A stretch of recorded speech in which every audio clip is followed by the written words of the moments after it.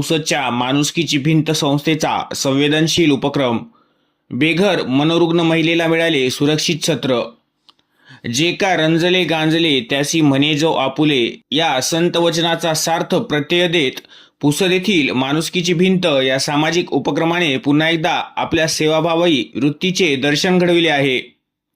रस्त्यावर असहाय्य अवस्थेत फिरणाऱ्या एका बेघर व मनोरुग्ण महिलेचे पुनर्वसन करत तिला आर्णी येथील स्वर्गीय मातोश्री सुशीलाबाई नागपुरे वृद्धाश्रम व मनोरुग्ण केंद्रात सुरक्षितपणे पोहोचवण्यात आले आहे.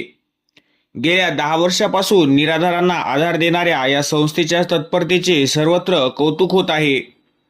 यात मिळालेल्या माहितीनुसार पुसदजवळील विठळा येथील हनुमंत बापू मंदिर परिसरात मागील काही दिवसांपासून एक मनोरुग्ण महिला वास्तव्यास होती.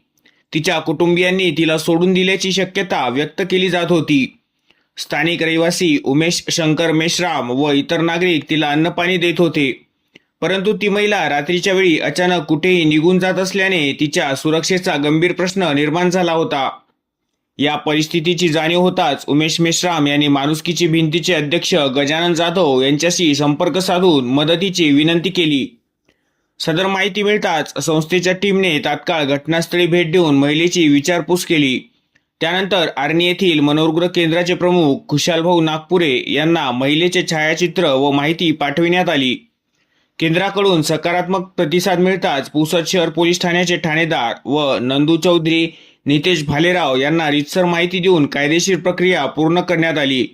यानंतर सर्व नियमांचे पालन करून सदर महिलेला आर्णी येथील केंद्रात सुरक्षितपणे दाखल करण्यात आले. या संवेदनशील आणि मानवीय कार्यात माणुसकीच्या भिंतीचे अध्यक्ष गजानन जाधव, सचिव पंजाबराव ढेकळे, नंदू चौधरी, शहर पोलीस ठाण्याचे ठाणेदार नितेश भालेराव, नगरसेवक विष्णू शिखारे, उमेश शंकर मेश्राम, अनंता चतुर, अरुण नागुळकर, जगदीश सोनुने, धनंजय आघम व रुग्णमित्र शांतीसागर इंगोले, प्रमोद ठाकूर यांनी सक्रिय सहभाग नोंदवून सहकार्य केले.